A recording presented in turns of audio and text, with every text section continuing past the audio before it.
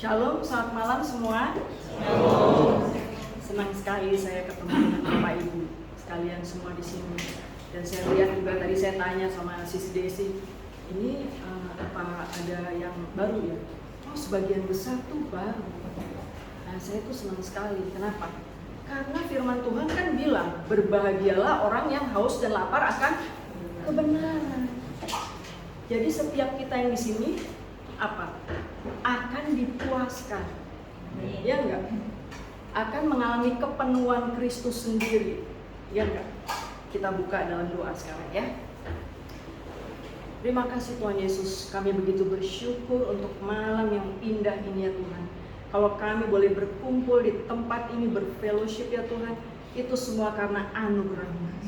Dalam nama Yesus kami sepakat berdoa saat ini, membebaskan Engkau Roh Kudus sepenuhnya bekerja di tempat ini. Engkau memberikan kepada setiap kami ya Tuhan, roh hikmat dan wahyu untuk dapat mengenal Engkau dengan benar ya Tuhan.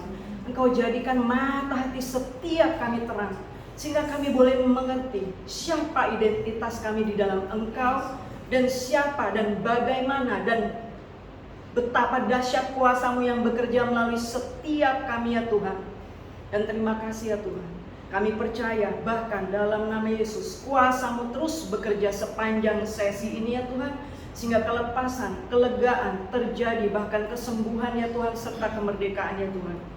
Dalam nama Yesus, amin. Amin. Hari ini, malam ini saya akan membawakan pengajaran dengan judul, topiknya adalah hidup kekal. Jadi sesi pertama ya. Nah, tujuan dari salib Bapak Ibu itu seringkali kan disalah mengerti ya. Tetapi sesungguhnya tujuan dari salib itu bukan cuma agar kita dibebaskan dari neraka, dari maut, agar juga bukan juga cuma agar kita dibebaskan dan mengalami kelepasan dari semua pencobaan, enggak. Bukan itu. Bukan juga supaya kita dari dosa atau masa lalu, melainkan walaupun semua itu benar ya, tetapi sesungguhnya salib itu adalah bukti dari kasih yang luar biasa. Sebagaimana di dalam firman Yohanes 3 ayat 16 ya, kita lihat, itu adalah merupakan pewahyuan yang terbesar. Tujuannya bagaimana Tuhan itu mendemonstrasikan kasih-Nya itu agar kita memiliki hidup kekal. Karena begitu besar kasih Allah akan dunia ini, sehingga Ia telah mengaruniakan Anaknya yang tunggal, supaya setiap orang yang percaya kepadanya tidak binasa, melainkan beroleh hidup kekal. Nah, Bapak Ibu, ayat tersebut kan itu sering kali ya dikutip ya di gereja, terus kemudian kalau lagi komsel ya.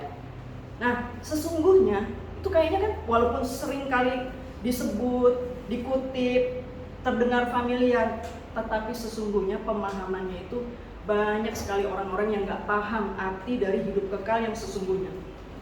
Contohnya, salah satunya adalah saya.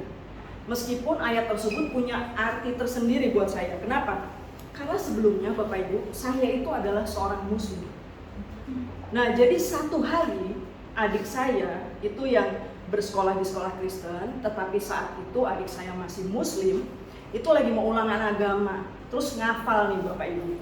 Ya sebut ayat tersebut, karena begitu besar kasih Allah akan dunia ini, sehingga setiap orang yang percaya kepadanya, sehingga Allah mengaruniakan Anak yang tunggal, dan setiap orang yang percaya kepadanya tidak binasa, melainkan beroleh hidup yang kekal. Saat saya dengar ayat tersebut Bapak Ibu, itu seperti ada sesuatu yang melompat di hati saya. Kenapa? Karena sesungguhnya sebelumnya saya ini sudah mulai mempertanyakan keberadaan Tuhan.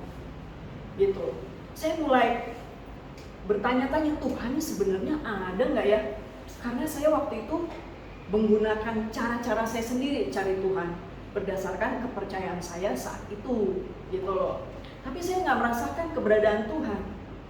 Tetapi seperti tadi yang saya sampaikan, berbahagialah orang yang haus dan lapar akan kebenaran, karena mereka akan dipuaskan. Jadi waktu saya dengar adik saya baca itu, saya seperti ada sesuatu yang melompat. Saya ambil Alkitab dari kamarnya, saya baca itu Alkitab, pada waktu saya baca mengenai Tuhan Yesus, saya dalam hati udah begini nih. Ini dia nih Tuhan yang gue cari. Kenapa Bapak Ibu?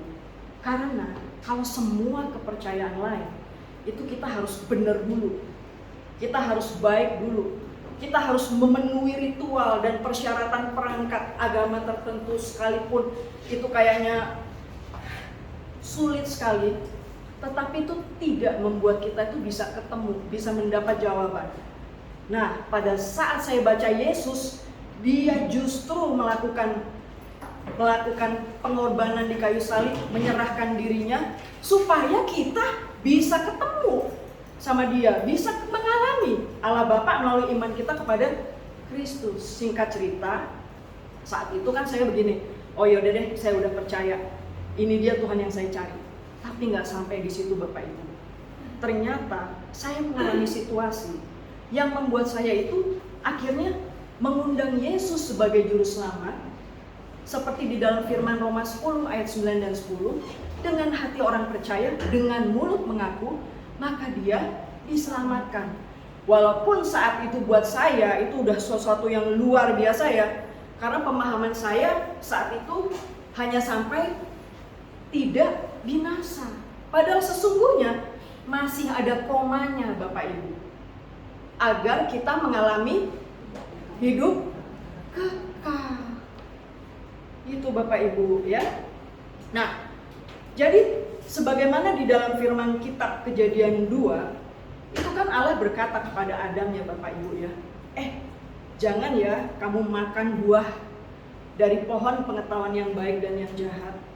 Karena kalau kamu makan buah itu, kamu akan mati.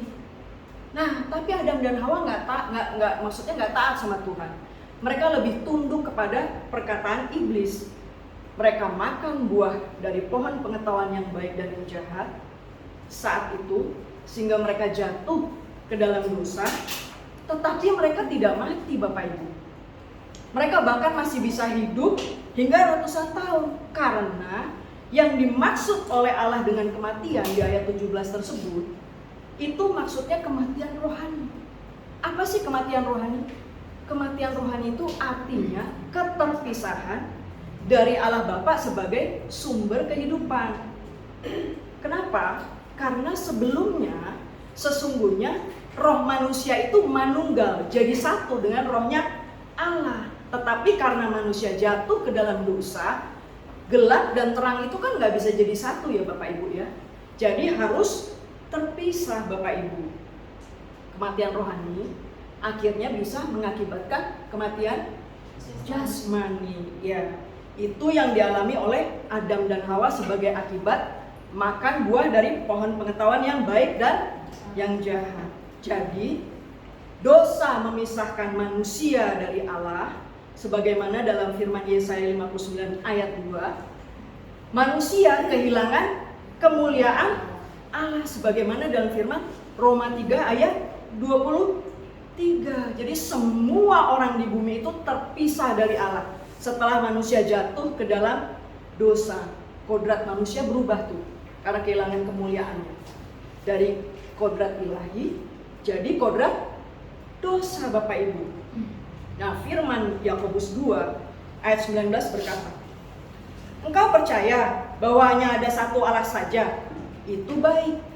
Tapi setan-setan pun juga percaya dan mereka gemetar. Hai manusia bebal, maukah engkau mengakui sekarang bahwa iman tanpa perbuatan itu adalah iman yang kosong. Jadi Bapak Ibu, setan aja itu percaya ada Tuhan, ya. Nah, tetapi Tuhan itu mau. Bahkan setan itu gemetar. Banyak manusia yang tahu ada Tuhan, gak gemetar ada Tuhan, ya Bapak Ibu ya.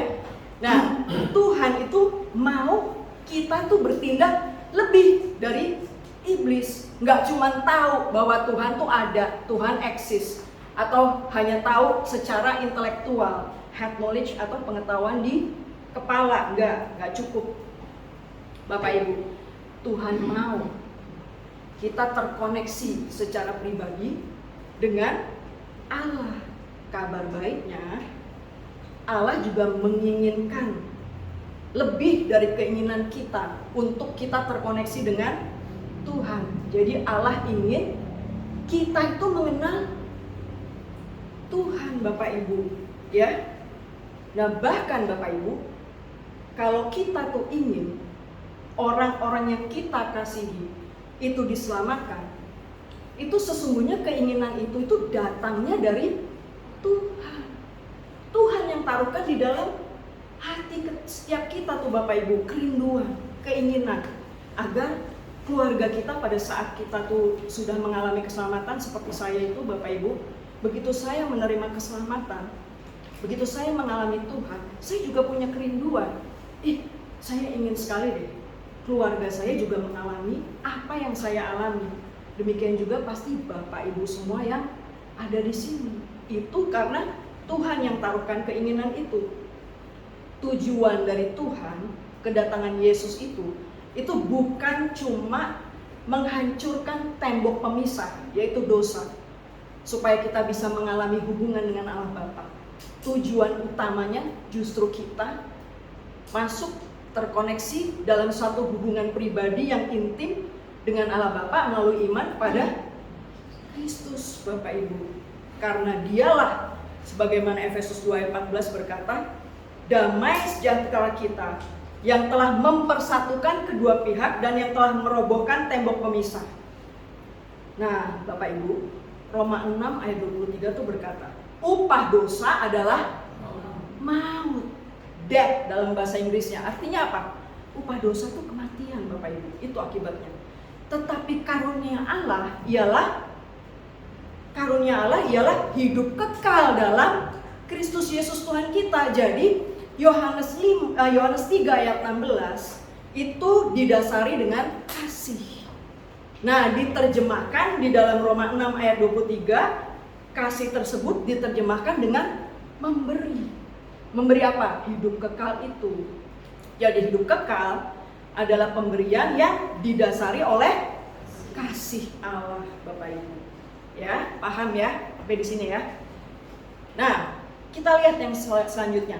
Apa sih definisi hidup kekal itu menurut Alkitab? Yohanes 17 ayat 3 itu berkata, maaf, boleh minta tisu ya. Inilah hidup yang kekal itu, yaitu bahwa mereka mengenal, dalam bahasa Yunaninya ginosko, engkau satu-satunya Allah yang benar, dan mengenal Yesus Kristus yang telah engkau utus. Nah, jadi dalam bahasa Yunani, mengenal itu artinya hidup intim, Bapak Ibu. Ya. Jadi definisinya itu adalah mengenal Allah yang benar dan mengenal Yesus Kristus. Emang ada Allah yang gak benar? Ada, Bapak Ibu. Yang pasti Allah yang benar itu adalah Allah yang mengenal Yesus Kristus gitu. Nah, maksudnya ginosko atau hidup intim itu apa sih? Ada beberapa level atau tingkat pengenalan. Nah, Tuhan itu nggak mau seperti kita tuh mengenal tokoh-tokoh atau artis melalui medsos, TV atau radio atau dari head knowledge mengenal Tuhan. Iya, tahu. Saya tahu Tuhan Yesus. Saya tahu Allah Bapa. Nggak mau seperti itu. Tapi Tuhan mau kita mengenal dalam sebuah hubungan yang intim, seperti hubungan Adam dan Hawa, gitu, seperti layaknya pasangan suami istri, sehingga karena mereka intim itu ada buahnya. Nah, Tuhan mau hubungan yang seperti itu yang kita miliki dengan Allah Bapa, Bapak Ibu, ya, seperti layaknya suami istri. Nah, kan banyak tuh ya Bapak Ibu ya, suami istri yang tinggalnya serumah, gitu ya, tetapi gak intim gitu loh. Nah, Tuhan maunya seperti layaknya suami istri yang intim, yang melakukan segala aktivitas bersama-sama, seperti Adam dan Hawa seperti itu, ya. Itu yang hubungan yang seperti itu yang Tuhan inginkan, yang dimiliki oleh kita dengan Tuhan. Nah, kapan hidup kekal itu dimulai? Hidup kekal itu nggak perlu tunggu nanti, Bapak Ibu. Nggak perlu tunggu nanti di surga. Kan? Hidup kekal itu dimulai dari sekarang. di bumi. Kapan? Begitu kita mengundang Yesus sebagai juru selamat pribadi masuk ke dalam hati kita, ke dalam hidup kita, saat itulah hidup kekal itu dimulai. Jadi terjadi sesuai dengan iman. Kalau banyak orang Kristen memiliki pemahaman bahwa hidup kekal itu nanti, rugi besar Bapak Ibu. Jadi nanti gak bisa mengalami janji-janji yang udah dibayar oleh Yesus dengan begitu mahal di kayu salib. Gitu loh. Kita buka ya, Yohanes 6 ayat 47. Jadi hidup kekal itu nggak hanya untuk tunggu nanti biar nggak masuk neraka Bapak Ibu, tapi seperti ini. Saya menggunakan terjemahan Amplified. Saya meyakinkanmu dan dengan sungguh-sungguh mengatakan kepadamu. Ya, Yohanes 6 ayat 47. Saya pakai Amplified Ibu.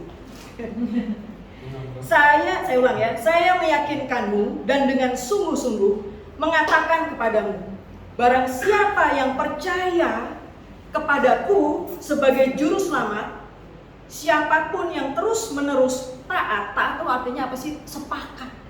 Sepakat dengan perkataan firman, ya, mempercayai, mengandalkan, serta memiliki iman kepadaku, sudah memiliki hidup kekal. Yaitu memilikinya sekarang juga. Kapan dimulainya? Begitu percaya kepada Yesus, begitu mengenal Yesus, saat itulah Bapak Ibu, hidup kekal dimulai. Nah, tapi hidup kekal itu tidak otomatis. Hidup kekal itu memiliki hubungan yang intim dengan Allah Bapa, seperti layaknya suami istri. Jadi harus ambil bagian, ada interaksi Bapak Ibu, ya. Nah, agama Bapak Ibu itu mengajarkan ritual dan performa. Padahal hubungan dengan Allah itu dibangun bukan dengan seperangkat peraturan agama yang harus dipenuhi untuk bisa punya akses kepada Allah seperti tadi di awal saya sampaikan, dan melainkan tentang menerima Yesus. Menerima Yesus sebagai juru selamat masuk ke dalam hati kita. Kemudian kita belajar bagaimana kita membangun hubungan, bagaimana kita merespon hubungan yang sudah kita miliki dengan Allah Bapa, dengan Yesus melalui iman kita kepada Kristus. Bagaimana kita menerima anugerahnya, kasihnya, sehingga termanifestasi di dalam kehidupan setiap kita, dan kemudian bisa kita alirkan juga kepada orang-orang di sekeliling kita Bapak Ibu, ya. Bagaimana caranya? Berinteraksi dengan Tuhan lewat firman-Nya. Yohanes 1 ayat 1 tuh bilang begini, pada mulanya adalah firman. Firman itu siapa? Firman itu Yesus. Dan sejak awal firman itu bersama-sama dengan Allah Bapak Ibu. Jadi hidup kekal itu adalah mujizat. Nah, apa sih tujuan dari hidup kekal? Kita baca ya dari 1 Yohanes 1 sampai 1 Yohanes 2. Tujuan dari hidup kekal, apa yang telah ada sejak semula, yang telah kami dengar, yang telah kami lihat dengan mata kami, yang telah kami saksikan, dan yang telah kami raba dengan tangan kami tentang firman hidup. Siapa firman hidup? Yesus. Itulah yang kami tuliskan kepada kamu. Hidup itu telah dinyatakan dan kami telah melihatnya, dan sekarang kami bersaksi dan memberitakan kepada kamu tentang hidup kekal. Siapa hidup kekal? Hidup kekal itu adalah pribadi Bapak Ibu, Yesus sendiri. Ya, hidup kekal itu adalah Zoe life, satu kehidupan yang utuh, yang ada bersama-sama dengan Bapa dan yang telah dinyatakan kepada kami. Apa yang telah kami lihat dan yang telah kami dengar itu kami beritakan. Itu yang diberitakan kepada kamu juga, supaya kamu pun beroleh persekutuan dengan Bapa dan dengan anaknya Yesus Kristus. Jadi sebagaimana disampaikan di ayat ini, hidup kekal itu nggak bicara mengenai hari-hari tertentu. nggak bicara juga mengenai lamanya hidup, gitu. Hidup kekal itu adalah pribadi. Yesus sendiri, itu tujuan dari keselamatan, tujuan dari lahir baru. Supaya kita yang percaya mengenal Yesus sendiri, mengenal Allah Bapa. Nah, kalau tujuan kita itu mengalami hidup kekal itu cuma supaya kita diampuni, itu sayang banget Bapak Ibu. Supaya kita nggak masuk neraka, kita jadi nggak bisa mengalami esensi dari hidup kekal yang sesungguhnya, esensi dari keselamatan yang sesungguhnya. Hidup kekal juga nggak bicara hanya mengakui dosa dan menerima pengampunan. Hidup kekal juga nggak bicara begitu nanti kita meninggal, kita berada di surga. Nggak cuma sampai di situ. Hidup kekal itu yang kita miliki sekarang. Bukan juga cuma Zoe life atau satu kehidupan yang baik, yang utuh. Itu bonusnya Bapak Ibu. Seperti layaknya pasangan suami istri yang berhubungan, itu ada buahnya. Nah, demikian juga kalau kita memiliki hubungan yang intim dengan Allah Bapa, dengan Yesus, ada buahnya. Yaitu apa buahnya? Zoe life itu. Suatu kehidupan yang utuh. Kesembuhan, kemakmuran, damai sejahtera, sukacita, keberhasilan, roh yang unggul, itulah Bapak Ibu buah dari keintiman kita dengan Allah Bapa dan Yesus Kristus. Ya. Jadi kita dipanggil, setiap kita tuh dipanggil Bapak Ibu. Itu tujuan utamanya untuk memiliki fellowship, persekutuan dengan Tuhan. 1 Korintus 1 ayat 9 bilang begini. Allah yang memanggil kamu kepada persekutuan dengan anaknya Yesus Kristus Tuhan kita adalah setia. Jadi itulah panggilan yang utama bagi setiap kita Bapak Ibu, untuk memiliki persekutuan dengan Kristus, ya. Nah, iman Bapak Ibu, iman itu juga timbul dari hubungan dengan Tuhan. Kenapa? Iman timbul dari pendengaran akan firman Tuhan. Jadi demikianlah cara kita berhubungan dengan Tuhan. Nah, apa yang dilakukan oleh firman? Firman-Nya menyingkapkan siapa Tuhan, sifatnya, bahwa Dia adalah kasih, Dia bukan pemarah, bahwa Dia kaya akan anugerah, bukan kaya akan murka, ya. Nah, begitu saya paham mengenai ini, begitu saya paham siapa Tuhan, pada waktu saya sekolah di Karis itu beda sekali Bapak Ibu. Berfungsinya itu beda, beroperasinya secara kekristenan itu beda. Kita tahu identitas kita siapa di dalam Kristus. Kita juga tahu bahwa semua sudah diberikan begitu kita memiliki hubungan dengan Allah Bapa melalui iman kepada Kristus. Semua kehidupan ilahi itu mengalir, termasuk otoritas, kuasa, hikmat, pewahyuan, semua Bapak Ibu sama. Apa yang Bapak Ibu inginkan pada waktu kita dulu baca Salomo, baca Amsal, itu semua ada di dalam kita Bapak Ibu. Bahkan dikatakan yang bungsu akan menjadi yang utama. Jadi apa? Kita semua bahkan lebih dari Yohanes Pembaptis. Ya. Jadi terus ikuti di ini sampai selesai. Kemudian saya mendorong masuk ke Karis seperti Sister Fanny, seperti Bro Imam, seperti Sister Desi, ya Bapak Ibu ya. Nanti lihat, kalau sekarang saya lihat Bapak Ibu ini mata-matanya berbinar-binar, wajah-wajahnya tuh wajah-wajah yang terang, akan semakin terang seperti rembang tengah hari jalannya. Ya, saya lanjut lagi.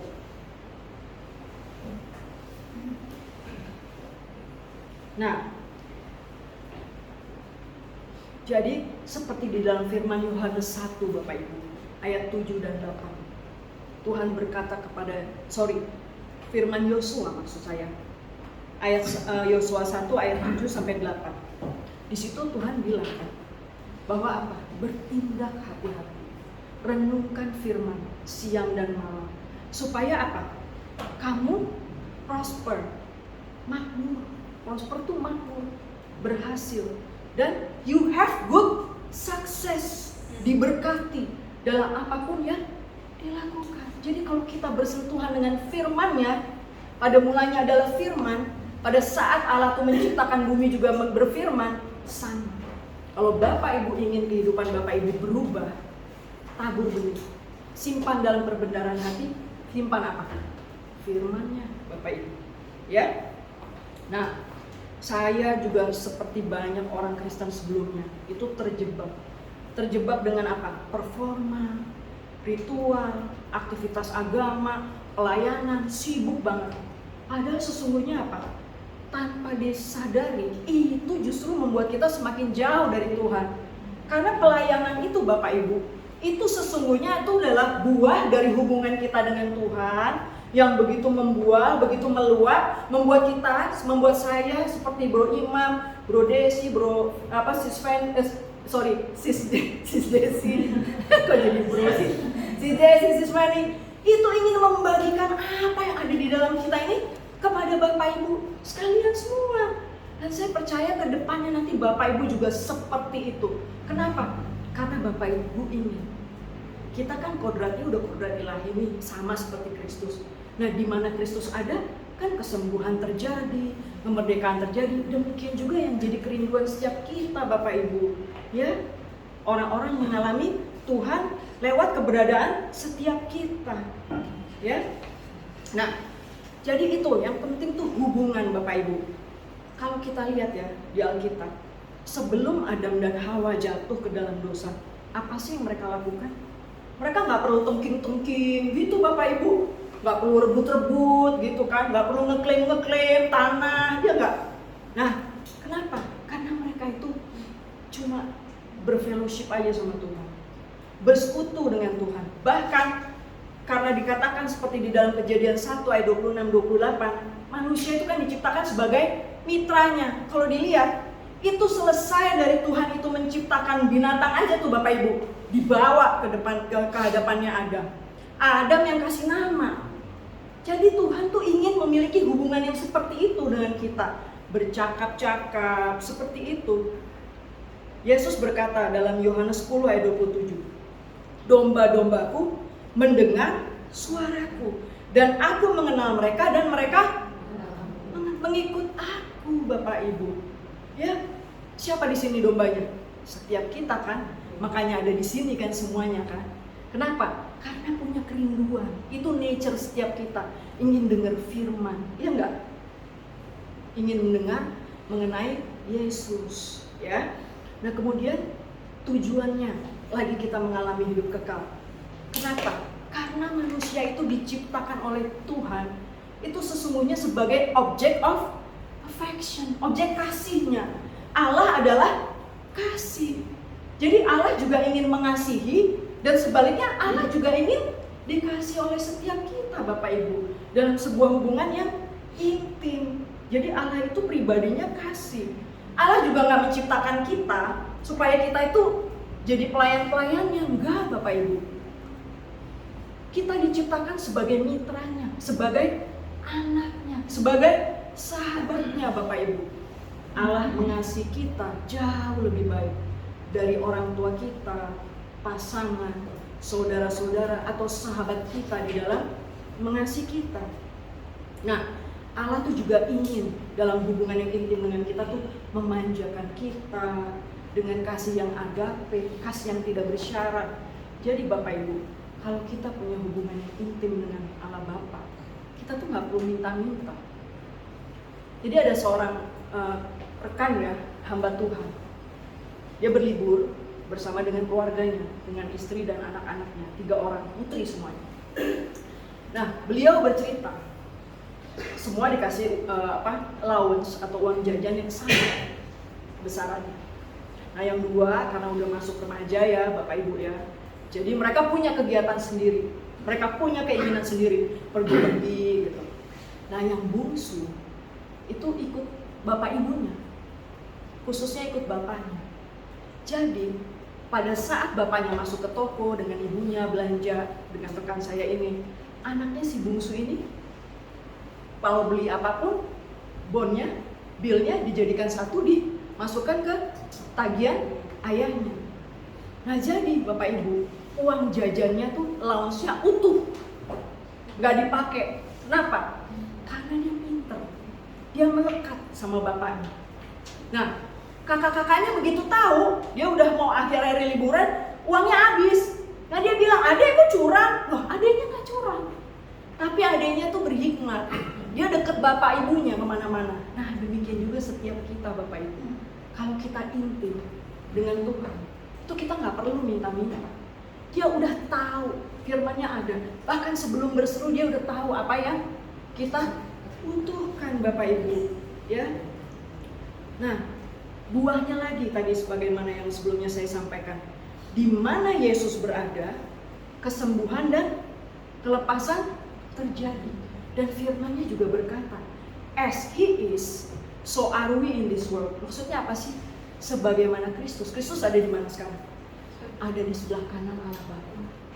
Kristus juga ada di dalam setiap kita Bapak Ibu. Jadi artinya kita juga ada di sebelah kanan Allah Bapa.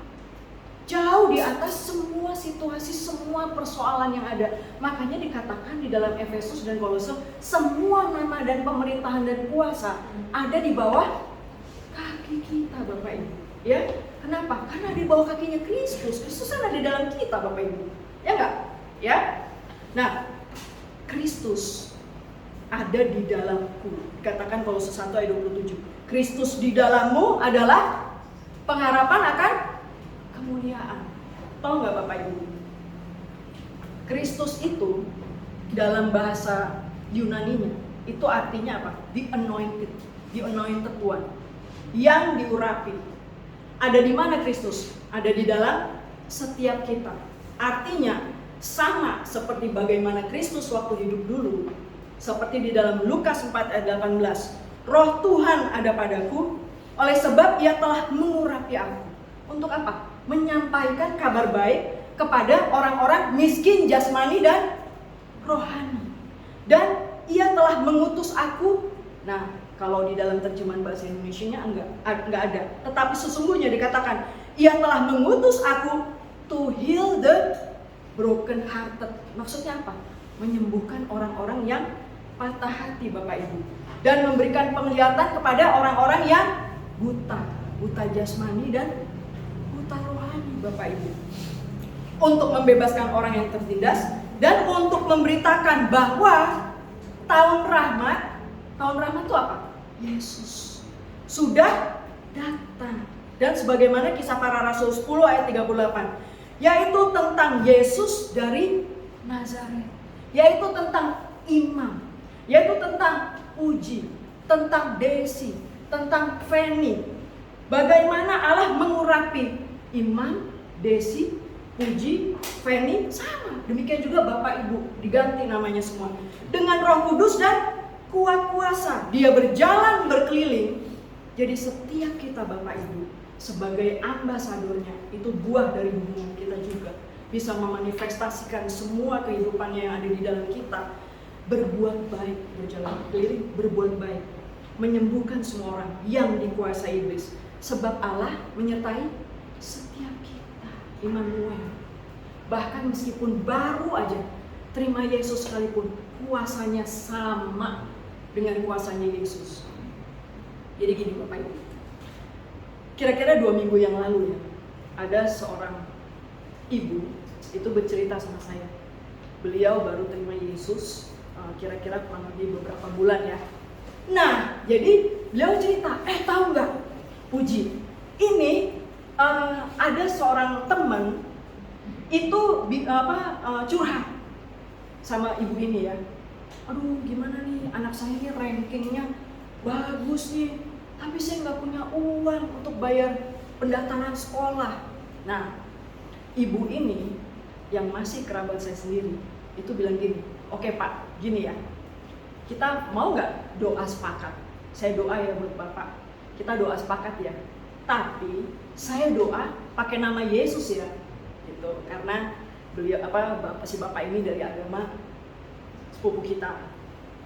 Nah, doa sepakat, semua biaya sekolah disediakan oleh Tuhan.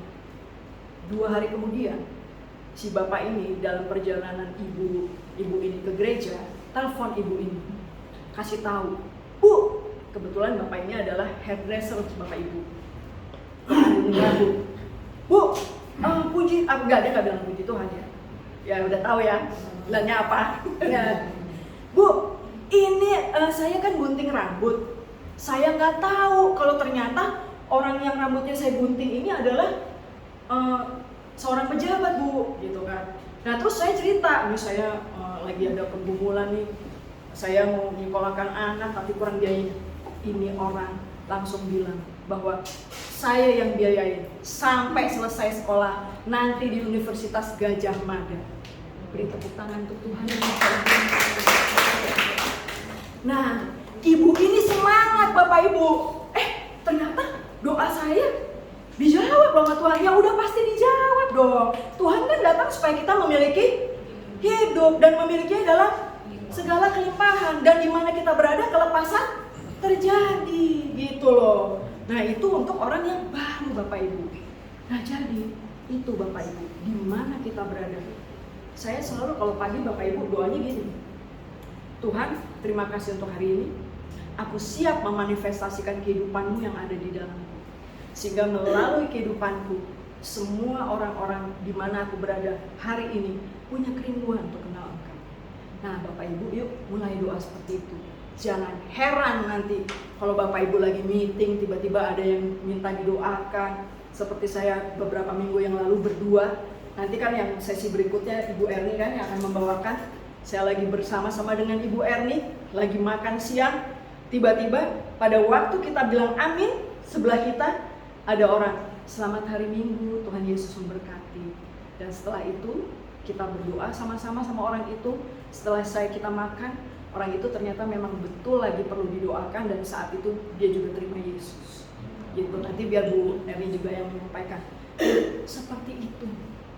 Kalau kita seperti itu Bapak Ibu, dan memang itu tujuannya, pergi, jadikan semua bangsa muridku. Ajarkan mereka semua apa yang aku ajarkan kepadamu. Gitu kan?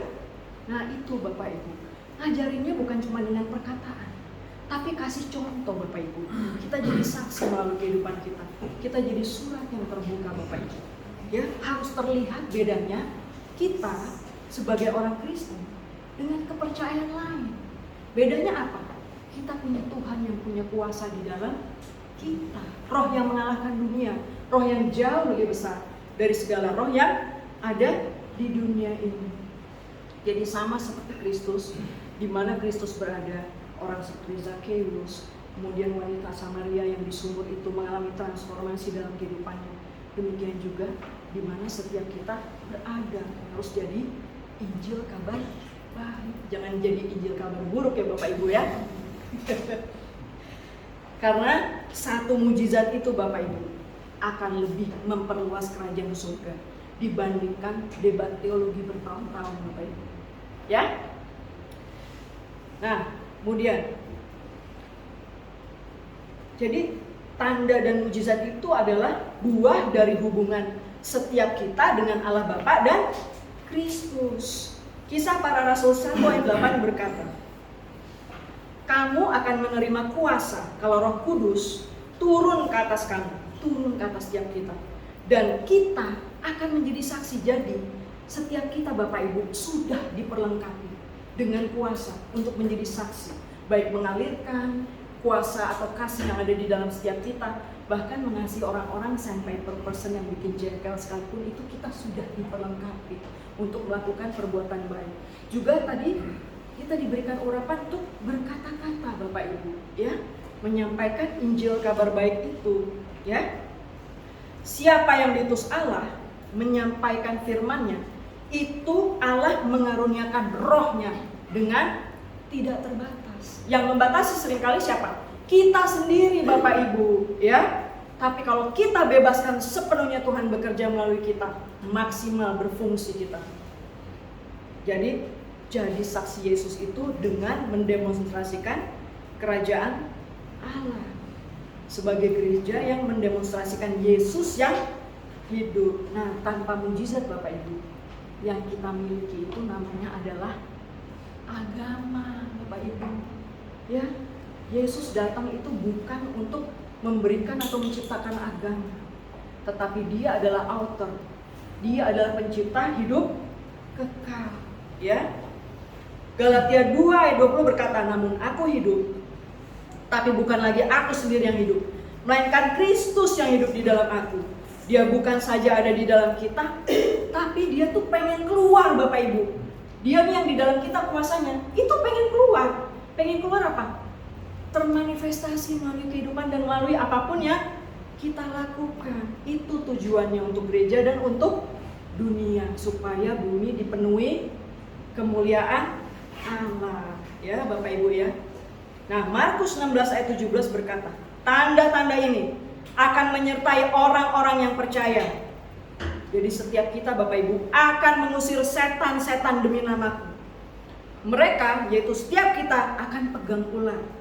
Dan sekalipun mereka minum racun maut, terjemahan bahasa Inggrisnya, sekalipun mereka minum any deadly thing, semua yang mematikan, itu tidak ada yang membuat kita atau yang dapat membahayakan setiap kita.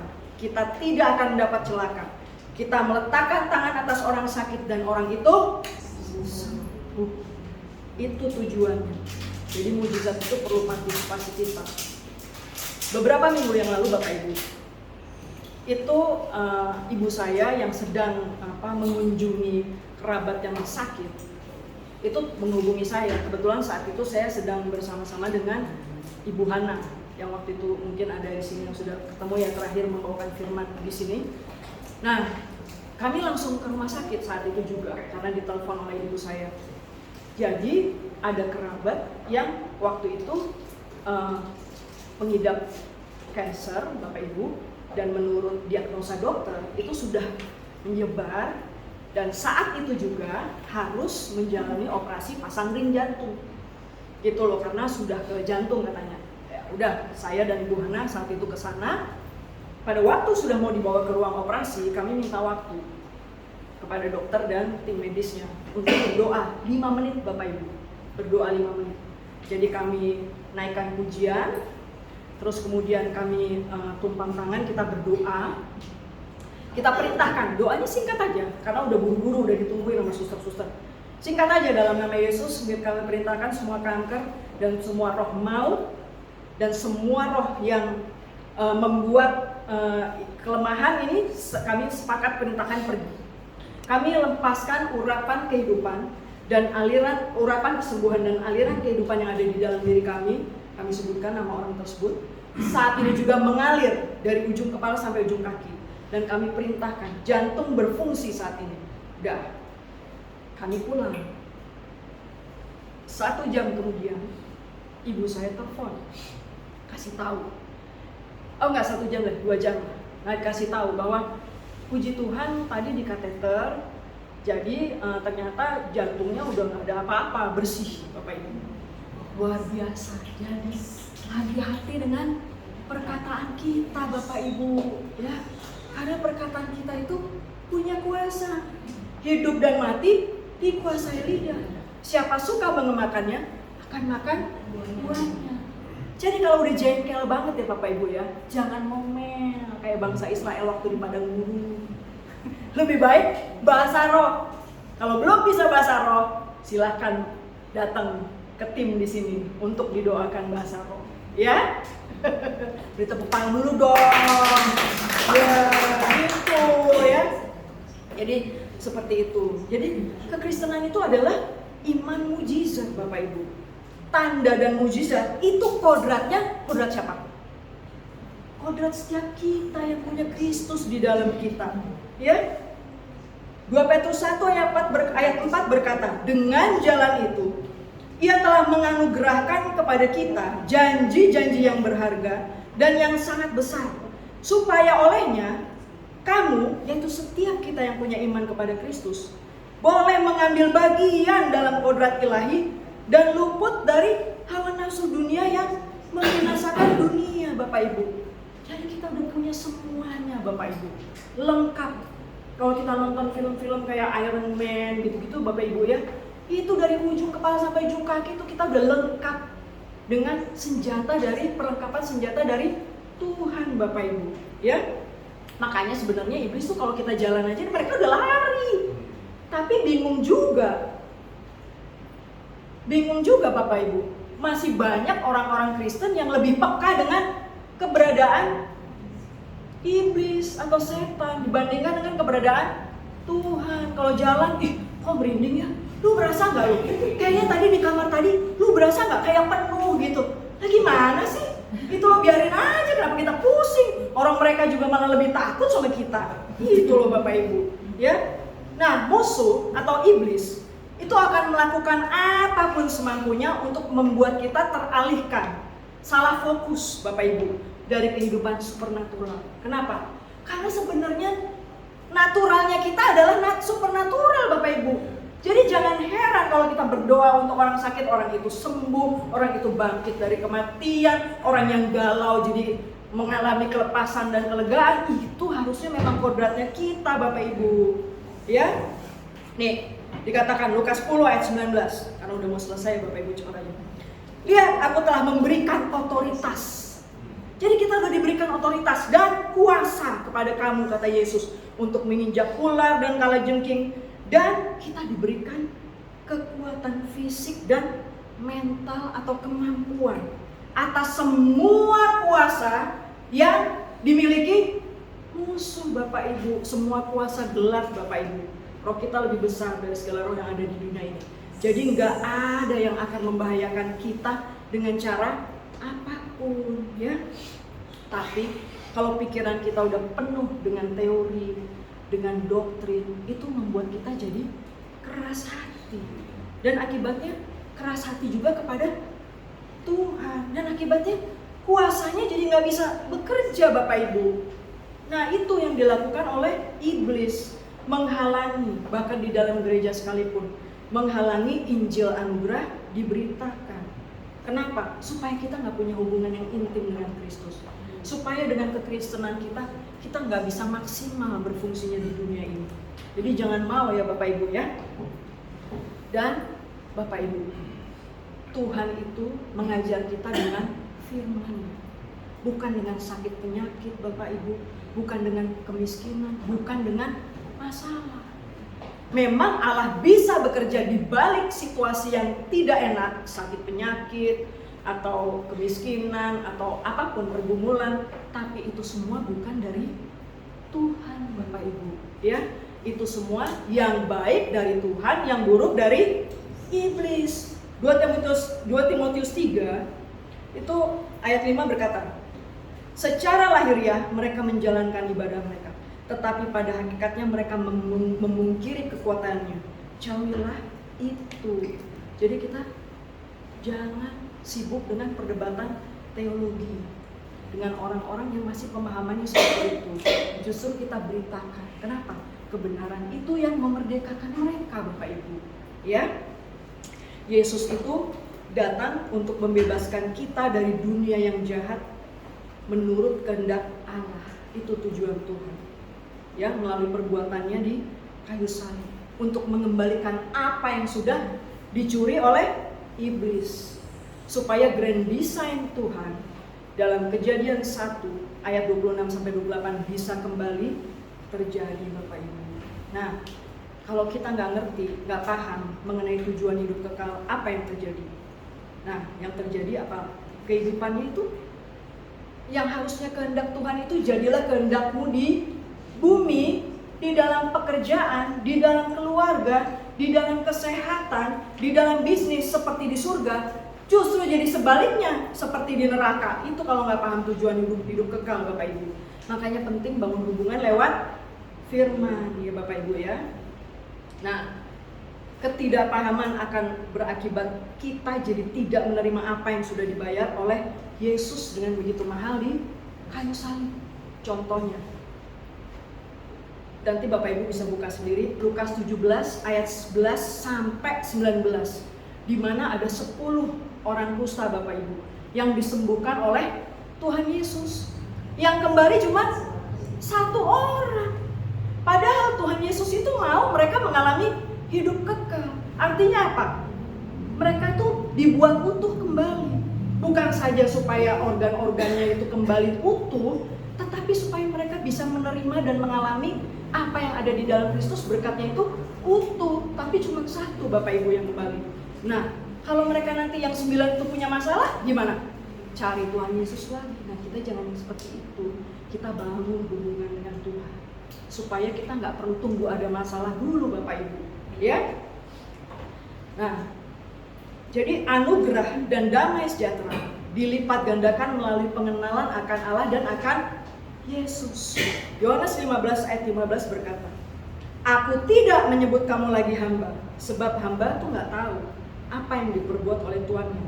Tapi aku menyebut kamu sahabat," kata Yesus, "karena aku telah memberitahukan kepada kamu segala sesuatu yang telah kudengar dari Bapakku." Contohnya untuk Bapak Ibu di sini, misalnya yang menjalani atau melakukan bisnis, mungkin ada investasi tertentu, itu nanti tiba-tiba jual. Saya sering kali itu dapat kesaksian-kesaksian seperti itu. Ternyata begitu dijual, itu karena di daerah sana tuh banyak sekali terjadi demo gitu, hal-hal kayak begitu Bapak Ibu. Atau saham, beli gitu, itu banyak loh. Nanti ternyata dapat profit 70%. Hal-hal seperti itu terjadi. Nah, Tuhan mau itu yang kita alami, karena dia tujuannya dia datang supaya kita memiliki hidup kelimpahan Bapak Ibu.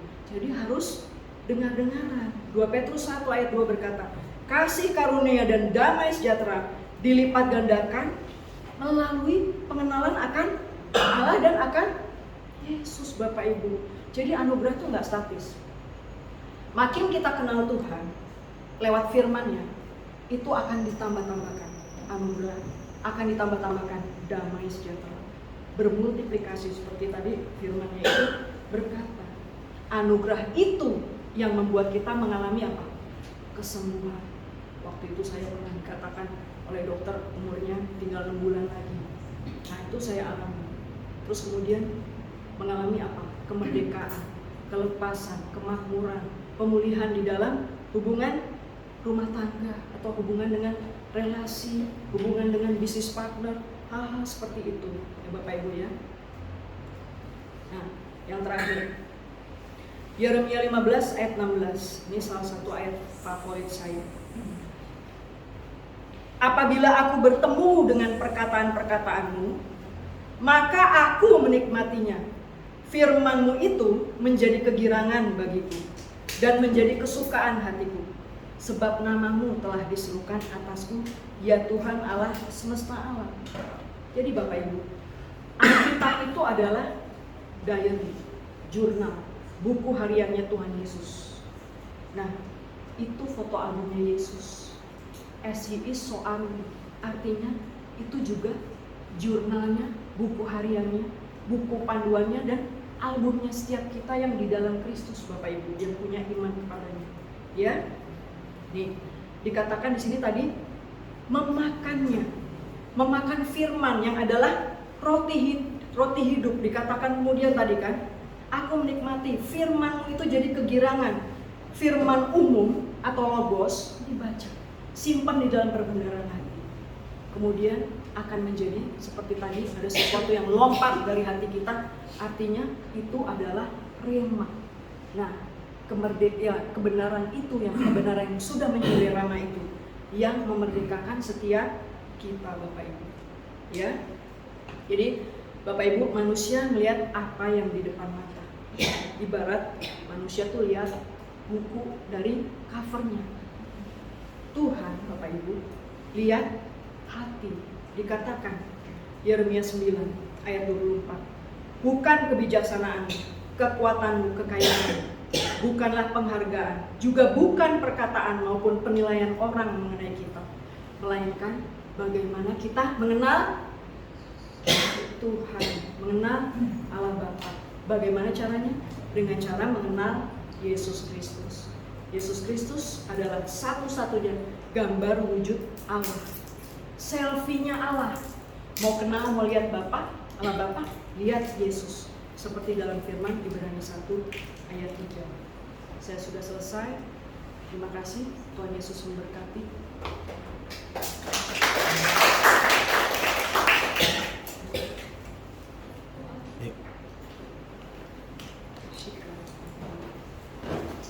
Bapa, terima kasih. Kami begitu bersyukur untuk firman yang sudah Engkau sampaikan melalui hamba-Mu ini ya Tuhan. Kami percaya bahwa firman-Mu adalah merupakan benih yang tidak akan kembali dengan sia-sia, tetapi akan melakukan apa yang Kau suruhkan ya Tuhan. Dan dalam nama Yesus kami percaya dan bersyukur saat ini ya Tuhan, firman-Mu akan mengubahkan, akan mentransformasi kehidupan setiap kami ya Tuhan. Sehingga bahkan melalui keberadaan kami dimanapun kami ada ya Tuhan, boleh juga membuat orang-orang mengalami transformasi melalui kebenaran-Mu yang keluar dari setiap kami ya Tuhan. Melalui kehidupan-Mu, melalui kuasa-Mu dan kasih-Mu yang mengalir dari setiap kami. Sehingga membuat jiwa-jiwa datang kepadamu dan nama-Mu yang dipermuliakan. Dan saat ini Tuhan Yesus, hamba-Mu ini memberikan kesempatan untuk baik yang menyaksikan lewat online maupun di tempat ini, untuk mengundang Tuhan Yesus sebagai juru selamat. Boleh ikuti saya.